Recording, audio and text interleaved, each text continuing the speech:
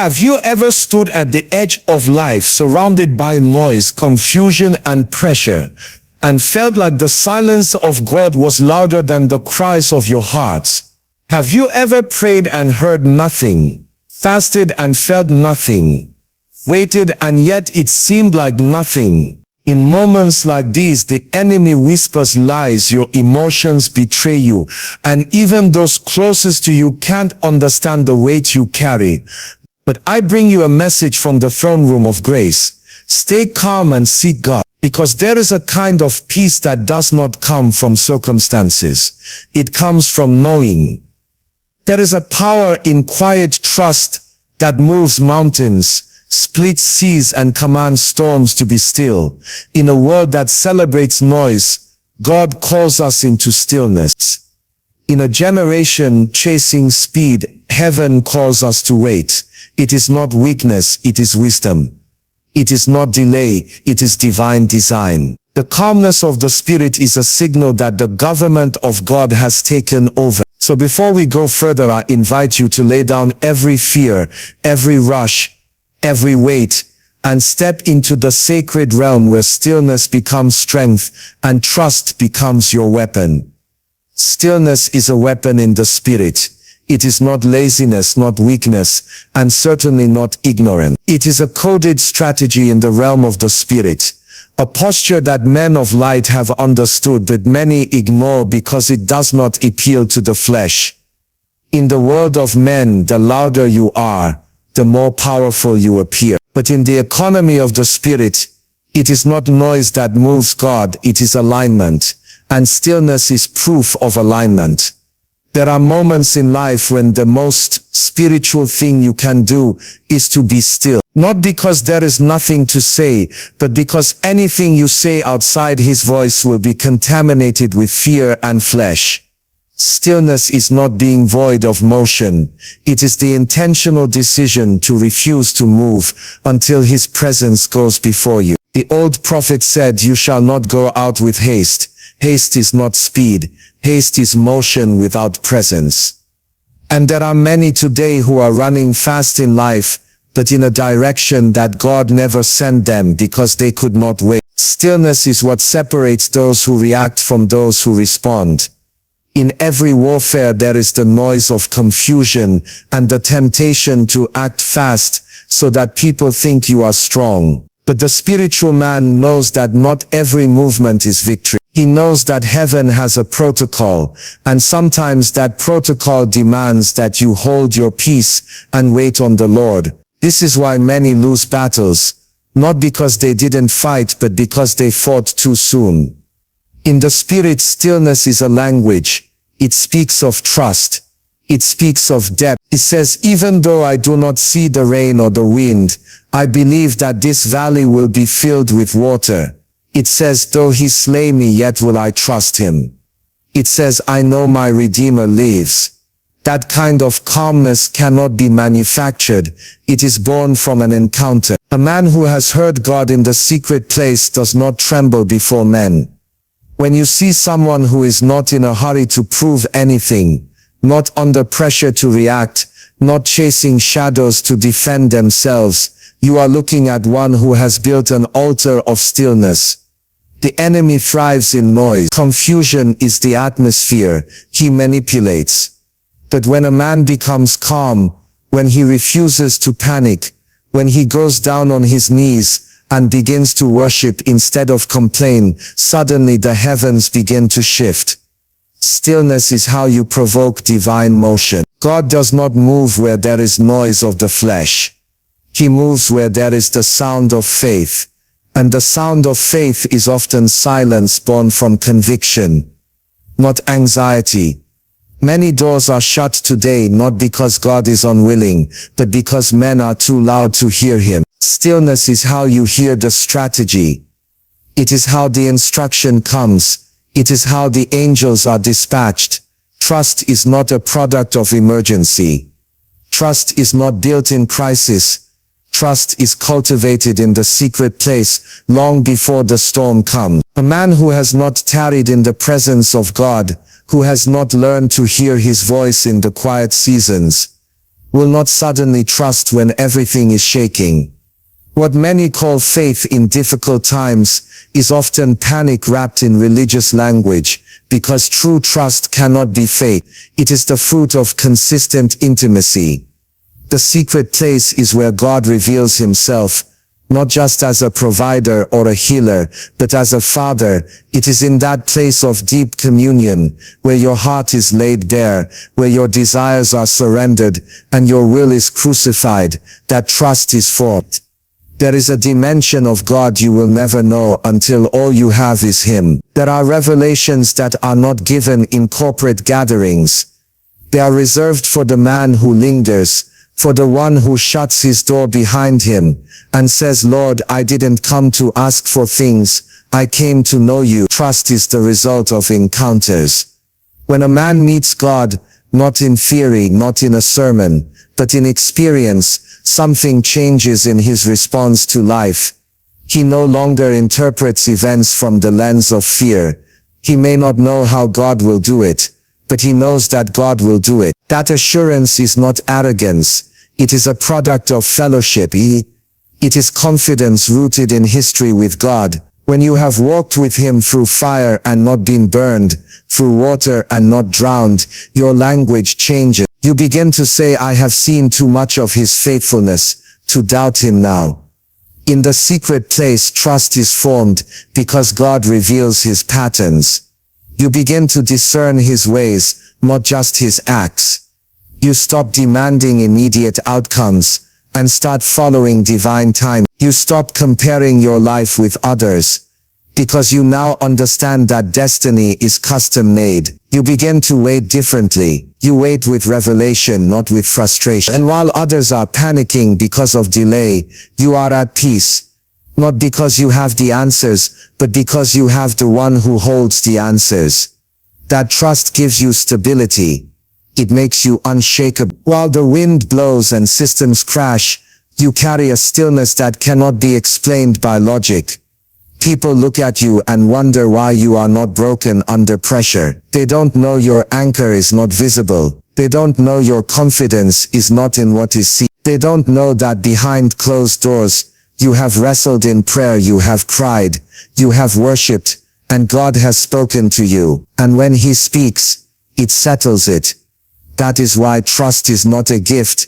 It is a response. A response to revelation, a response to love, a response to a track record of faithfulness revealed in the secret place. There are seasons in a man's life when everything goes quiet, no dreams, no visions, no fresh word, no confirmations. The heavens seem sealed, and the silence can feel like abandon. But listen carefully. In the realm of the spirits, silence is never absence. God's silence is not his departure. It is often his strategy. He is not ignoring you. He is working on you and working through you in ways your senses cannot perceive. Spiritual maturity teaches you that not every move of God comes with noise. Sometimes the most powerful transitions in your life happen in complete silence. The seed does not make a sound when it dies. The caterpillar does not announce when it becomes a butterfly. Destiny is forged in obscurity. It is in those quiet seasons that God does his most detailed work. While men are celebrating public victories, there are others hidden away, being processed in the furnace of silence. And when they reappear, they do not look like what they've been through. Their silence birthed stature. God's silence is an invitation to discernment. It is how he calls you to grow. When you were younger in the faith, he spoke quickly because you needed assurance, but now he wants you to trust his nature, not just his voice. He wants you to depend on his character even when his hand is not visible. That is the school of the Spirit. It is where generals are made. It is where the noise of ambition dies and the sound of obedience rises. Sometimes God hides not because he is far, but because he wants to reveal another version of himself. When he is silent, it is not because he lacks what to say. It is because what you need is not information, the transformation. Silence births hunger. It stretches discernment. It breaks dependence on emotions. It teaches you to hold on to the last word he gave you, until he speaks again. And when you learn to navigate those silent seasons, you become dangerous in the spirit. You become rooted. You no longer panic when things seem still. You know that God is doing more in silence than man can do with 1,000 words. The flesh hates silence. The carnal mind wants noise, activity, movement. But heaven operates by patterns, and one of the ways God prepares you for manifestation is to wrap you in silence. The same God who shouted at Lazarus' tomb is the one who remained quiet when Joseph was in the pit. Because not every season demands a word. Some seasons demand trust. And if you fail to understand this, you will misinterpret God's dealings and abort your process. You must learn to find rest even in the absence of fresh instruction. If he has not spoken again, it means the last word is still valid. Wait, serve, worship, remain faithful. That silence may be the final moment before a divine announcement. Hidden in that silence is wisdom, preparation, and glory. Peace is not just a feeling, it is a weapon. It is a system of defense in the spirit. The presence of peace is proof that your heart is under the government of God. It is not that there is no trouble outside, but that something superior is ruling within. Many believers pray for peace as if it is a gift randomly dropped from heaven. But peace is proof that you have aligned with the will of the King. Peace is evidence of maturity. It is the harvest of trust, the fruit of spiritual growth, and a sign that you have interacted with the nature of God. There is a peace that surpasses understanding. It does not make sense to men, yet it keeps your heart and your mind like a fortress. It is not the peace that the world gives, which is dependent on circumstances. It is not peace because the bills are paid, or because everyone likes you. It is peace born from a revelation that God is faithful, that God is with you, that God is in control. That revelation becomes a gate in your spirit. So while others are drowning in fear, you are standing, not because you are stronger, but because you have peace as an anchor. You don't fake this kind of peace. It cannot be rehearsed. The storms of life will test its authenticity. When everything you counted on begins to collapse, relationships, business, health, what rises from within you will show what was truly planned. You can't claim peace when there is no pressure. It is the fire that proves the purity of what you carry. That calmness that refuses to be moved is not arrogance. It is intimacy. It is the voice of a man who has stayed long enough in God's presence to know that delay is not denial, and silence is not rejection. Many pray for breakthrough, but don't understand that peace is the environment where breakthrough comes. God moves where there is faith, and faith often looks like rest. You can pray fervently, fast for days, and still abort prophecy if you allow anxiety to rule your soul. Peace is the womb where answers grow. Rest is not inactivity. It is a stance of victory. It is a loud declaration to the realm of the spirit. I believe God. To carry peace is to carry power. It intimidates hell. It frustrates the agenda of darkness. Demons are not just afraid of tongues. They are afraid of peace, because peace means you are no longer shaken by lies. It means the accuser has lost his access. It means your atmosphere is no longer compatible with fear, doubt, and manipulation. The enemy thrives where there is chaos, but when peace is present, his voice is silenced. Peace gives you clarity. In confusion, every door looks like an opportunity, and every voice sounds like God. But when peace reigns, discernment sharpens. You begin to see the path clearly. You begin to hear accurately. You begin to move without fear, speak without pressure, and wait without anxiety. In the realm of the spirit, clarity is not found in the noise. It is found in stillness. The voice of God is not always in the earthquake, not always in the fire, not even in the wind. Sometimes it comes as a still small voice. But the problem is, many have not trained their spirits to be quiet enough to hear it. The activity of fear, anxiety, assumptions, and haste becomes a louder sound than the voice of the Spirit. So even when he speaks, they miss him. Calmness is not a personality trait.